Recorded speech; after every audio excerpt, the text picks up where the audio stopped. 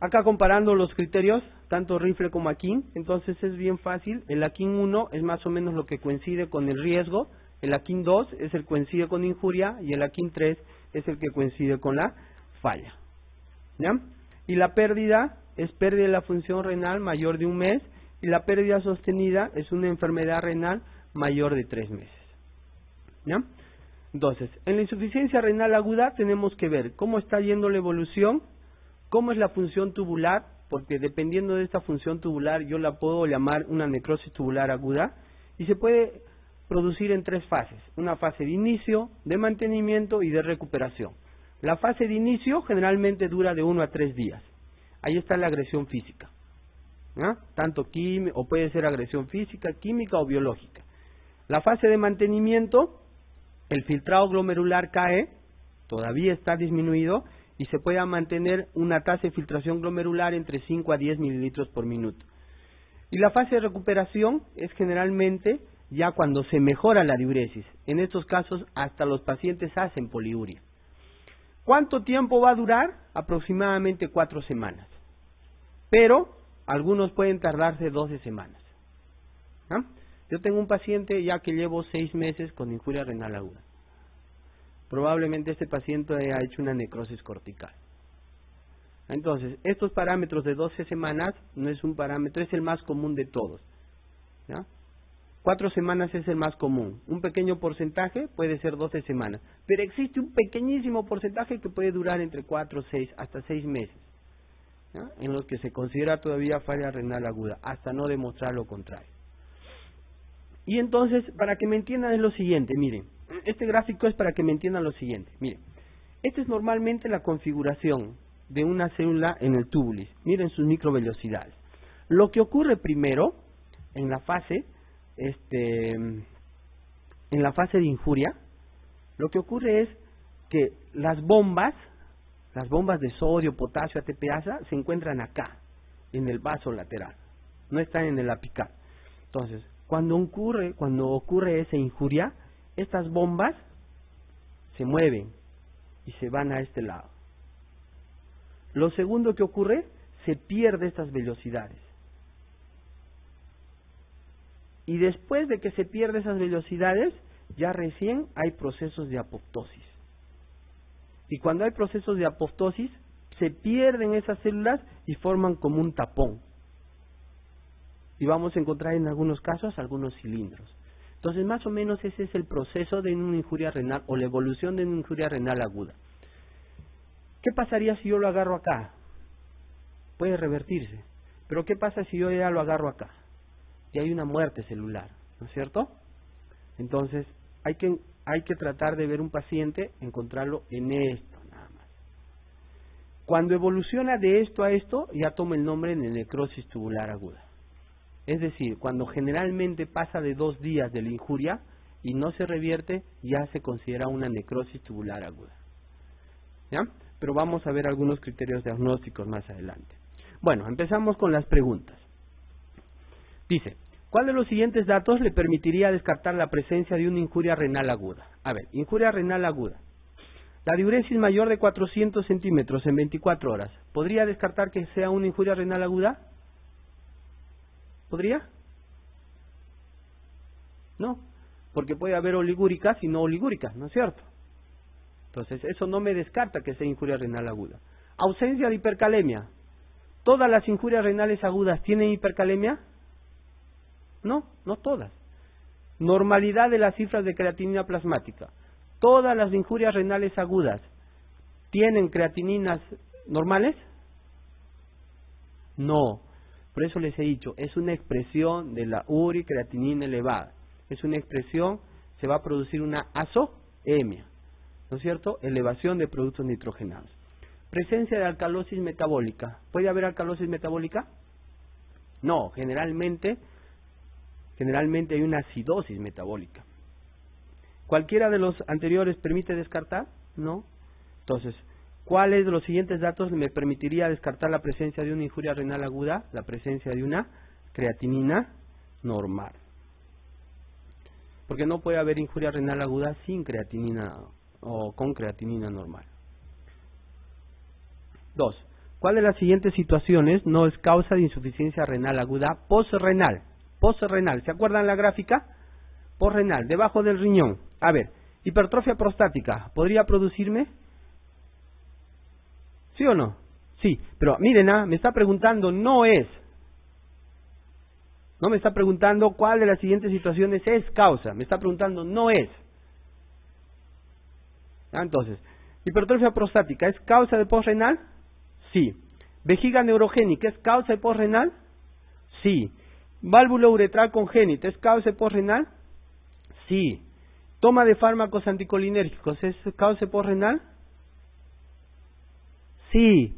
En los adultos mayores, cuando ustedes le dan fármacos anticolinérgicos, ¿ya? Y hasta algunos antidepresivos producen disminución de la función de la vejiga y van a producir una suerte de vejiga neurogénica y va a producir una causa posrenal.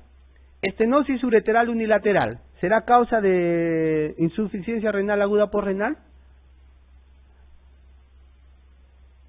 ¿Sí? Pero está después del riñón, ¿no es cierto? ¿Por qué no es? ¿Por qué es esta la respuesta? Porque está hablando acá de unilateral.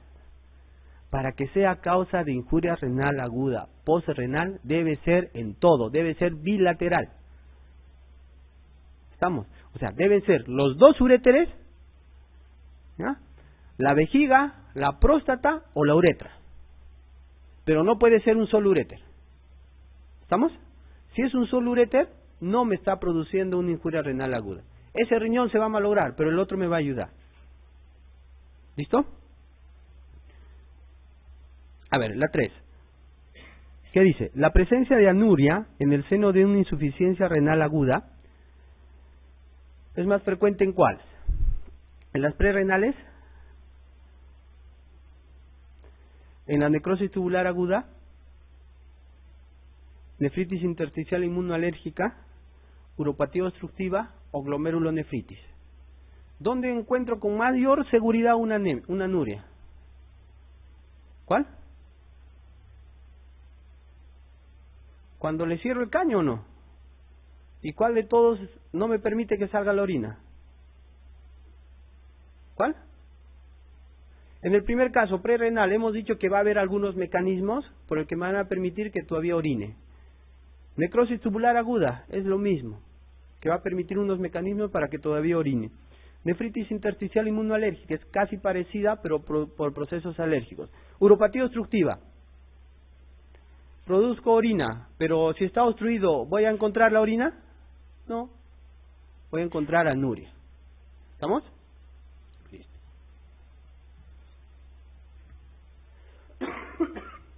De las siguientes situaciones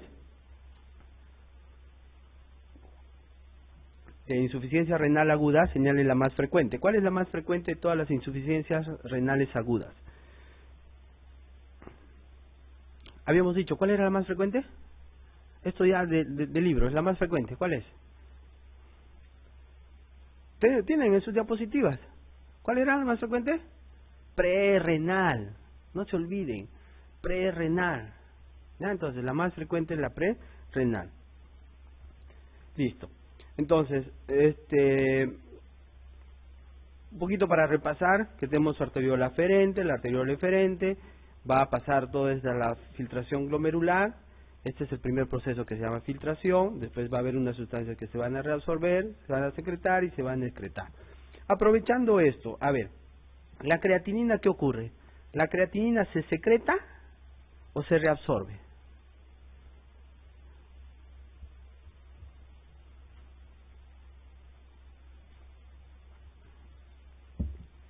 La creatinina se secreta.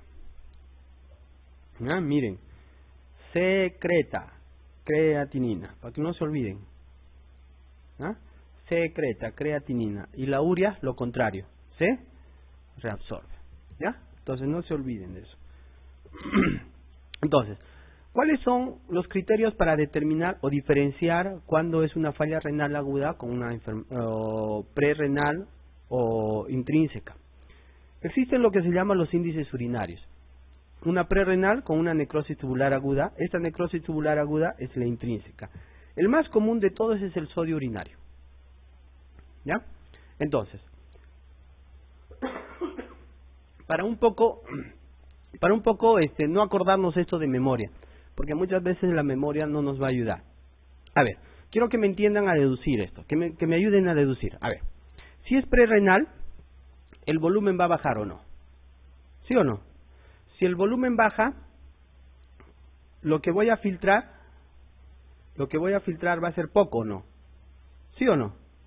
Entonces necesito reabsorber todo o no. Y reabsorbo agua ¿con qué? ¿El agua con qué va siempre? ¿Quién va siempre con el agua? El sodio. Entonces, reabsorbo sodio con agua. ¿Sí o no? Si reabsorbo sodio con agua, aquí en el tubulis, ¿cuánto de sodio encontraré? ¿El normal, más o menos? Otra vez, normalmente debe haber 20. ¿Estamos? Normalmente debe haber sodio 20. Si es prerrenal, entonces este volumen es pequeño, ¿no es cierto? Entonces está pasando poco al tubulis. ¿Estamos? ¿Hasta ahí me siguen? Entonces, yo debo jalar agua, ¿no es cierto?, para que este volumen lo trate de compensar o no. Jalo agua. Si jalo agua, ¿con qué se va? Con sodio. Si acá había 20, estoy jalando sodio.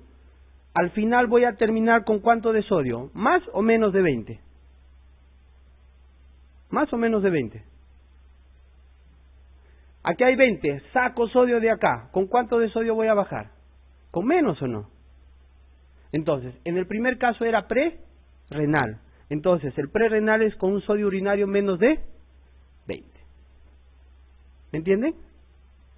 En el caso de nefritis tubulointersticial, hemos visto la gráfica. Nefritis tubulointersticial es el tubuli que se ha destruido la pared. Pasa los 20.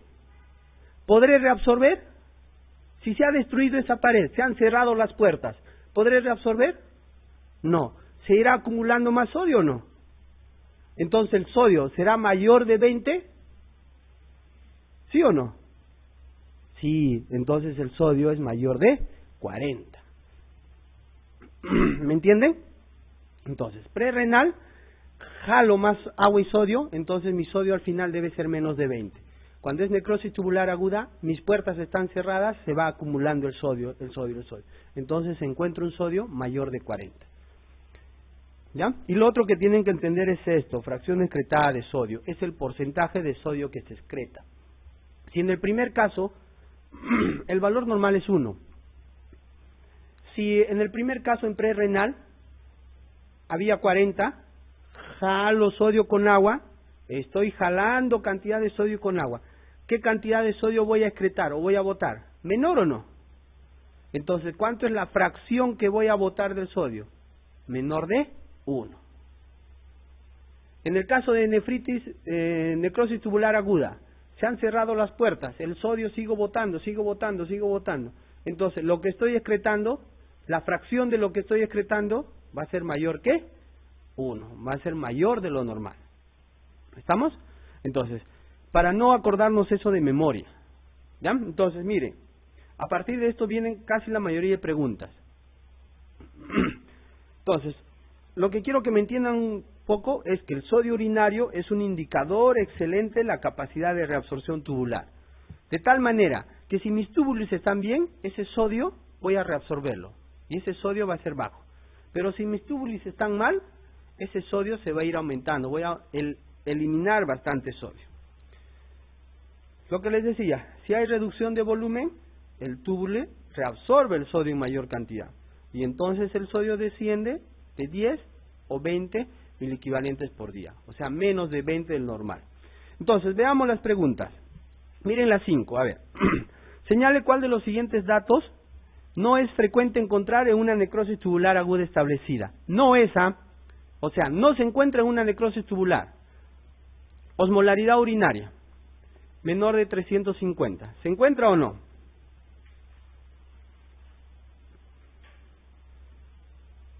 A ver, me olvidé de comentarles lo siguiente. ¿Qué es la osmolaridad? Osmolaridad, ¿qué es? ¿Se acuerdan?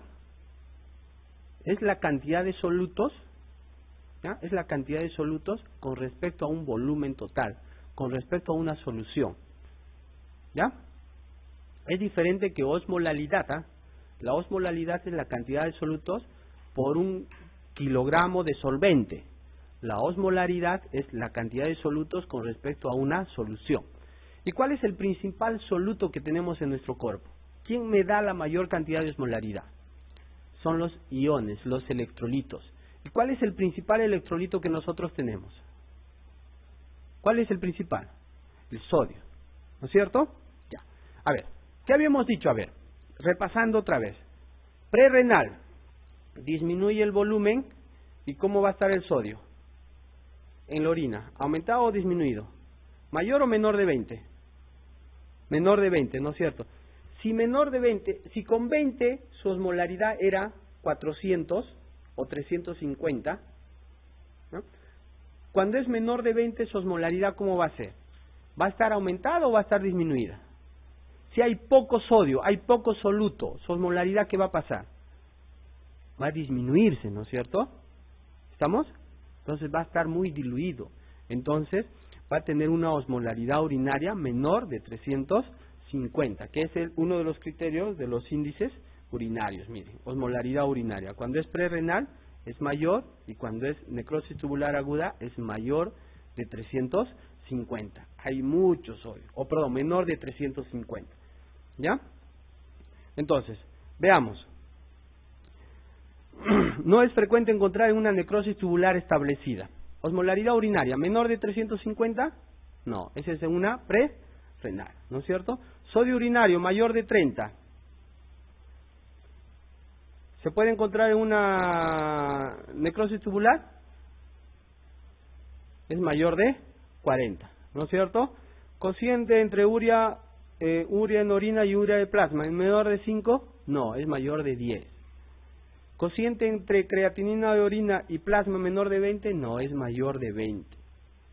Fracción excretada de sodio menor de 1, ¿se puede encontrar en una necrosis tubular aguda?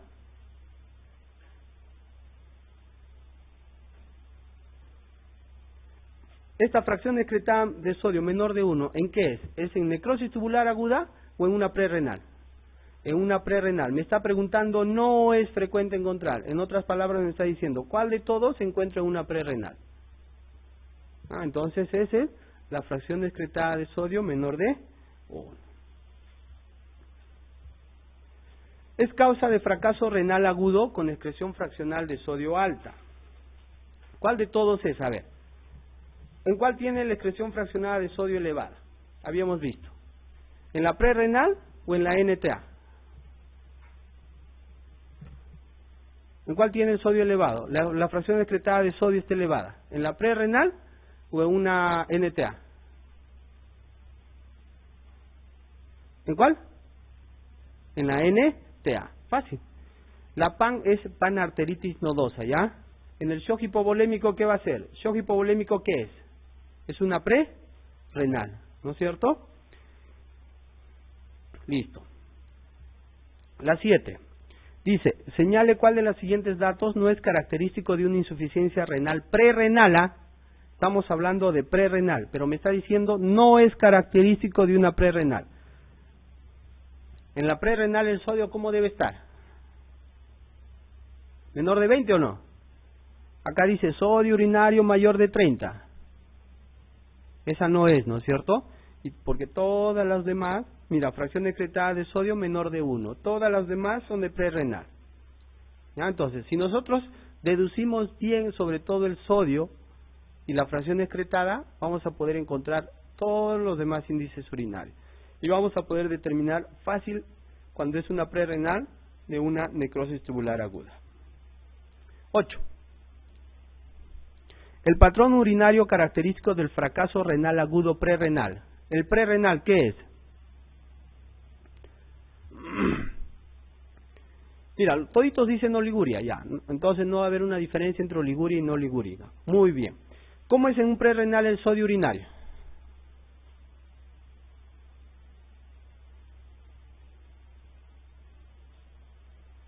¿Cómo es? ¿Cómo es? Sodio bajo, ¿no es cierto? En un prerrenal el sodio urinario es bajo.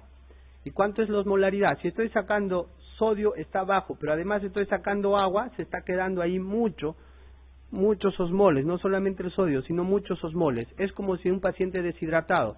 En un paciente deshidratado, ¿cómo está la densidad? La osmolaridad elevada, ¿no es cierto? Entonces, oliguria, sodio bajo y osmolaridad alta en orina. 9. ¿Qué parámetros entre los siguientes es el más adecuado para diagnosticar en un caso de insuficiencia renal aguda el origen prerrenal de la misma? A ver, el origen prerrenal, ¿cuál de todos utilizaría yo para determinar el origen prerrenal? Creatinina, en los dos casos, prerrenal, postrenal o en el otro. Creatinina urinaria, también. Concentración de potasio urinario, no, nunca hemos hablado de potasio urinario, ¿no es cierto? Sodio urinario, prerrenal, sodio urinario, ¿de cuánto? Menos de 20, ¿no es cierto? No, estoy hablando de sodio urinario, no de fracción excretada, de sodio urinario. Entonces, ¿cuál sería la respuesta? La E, ¿no es cierto? Sodio urinario menor de 20. 10. Un paciente con una diuresis horaria de 10 mililitros. Uria en sangre de 150, uria en orina de 2000 miligramos por decilitro. Sodio urinario de 4. Ah, ya, ahí ya me está diciendo casi todo. Si es sodio urinario sodio urinario de 4. ¿Es menor de 20? ¿Es una prerrenal o es una renal? Sodio urinario de 4. ¿Es prerrenal o no? Sí, ya me está diciendo prerrenal. Y osmolaridad urinaria de 500. Está por encima de 350. ¿Es prerrenal o no? Sí, fácil. ¿En qué estamos? Insuficiencia renal aguda por fracaso prerrenal.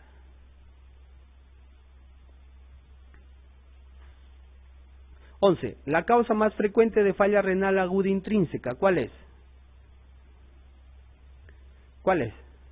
Habíamos dicho, el cuadrito anterior, ¿cuál es? La más común de todas las fallas, ¿cuál es? La prerrenal. Después viene la renal, la intrínseca. La más común de todas, ¿cuál es? La NTA, necrosis tubular aguda. Listo, eso sí es de cajón, eso sí ya tienen que sabérselo, aunque sea de memoria eso. ¿Ya? La 12. Señalen cuál de las siguientes circunstancias puede aparecer eosinofiluria. ¿Qué es la eosinofiluria? ¿Qué es? Presencia de eosinófilos en orina. Generalmente la presencia de eosinófilos en orina ustedes van a encontrar en cualquier proceso inflamatorio, pero de tipo alérgico o de tipo medicamentoso. ¿Ya? Entonces, le estoy diciendo generalmente, eso no significa que el 100%. Entonces, a ver, acá tenemos nefritis intersticial inmunoalérgica. Hemos hablado de procesos alérgicos y vamos a encontrar eosinófilos. Muy bien. Embolia por cristales de colesterol. También es una forma de diagnóstico diferencial, encontrar eosinófilos en orina. Nefritis tubular isquémica.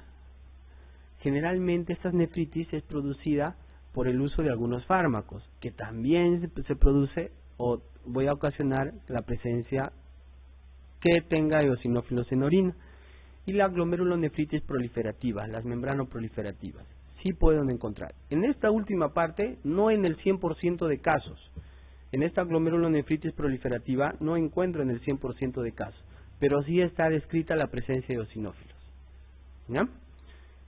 Entonces, ¿dónde voy a encontrar mayor porcentaje de eosinófilos en orina? Generalmente en estas nefritis intersticiales inmunoalérgicas y en las nefritis intersticiales algunos casos de membranas proliferativas y por medicamentos. Los fármacos más frecuentemente implicados en la nefropatía túbulo-intersticial por fármacos, ¿cuáles son? Macrólidos, ¿produce nefropatía túbulo-intersticial? Un macrólido, a ver. ¿Qué? ¿Macrólidos producen? No. ¿Tetraciclinas producen? Sí, está descrito, pero no es lo común. Beta-lactámicos, ¿está descrito? ¿Produce nefropatía tubulointersticial? Sí, los beta-lactámicos con la rifampicina son los principales fármacos que están implicados en una nefropatía tubulointersticial. Y después de eso ya vienen los aminoglucósidos, ¿ya? Y finalmente las sulfas. El problema de las sulfas es que las sulfas alteran una de las bombas que existe, sobre todo a nivel del túbulo colector, ¿ya? Entonces, pero las sulfas en sí no alteran todo ese espacio intersticial, ¿ya? Entonces, respuesta, beta-lactámicos, y ahí le pueden agregar, para que ustedes sepan, también la rifampicina. Por eso es que en pacientes con TB, que tienen injuria renal, enfermedad renal crónica, se corrige la dosis de rifampicina. 14. Señalen cuál de los siguientes no encontrará una proteinuria mayor de 1 gramo. No encontrará. ¿Cuál es? Glomerulonefritis. ¿Vamos a encontrar proteinuria mayor de 1 gramo? Mayor de 1 gramo, ¿ah? No estoy diciendo mayor de 3 gramos. Estoy hablando mayor de 1 gramo. ¿Puedo encontrar? Sí.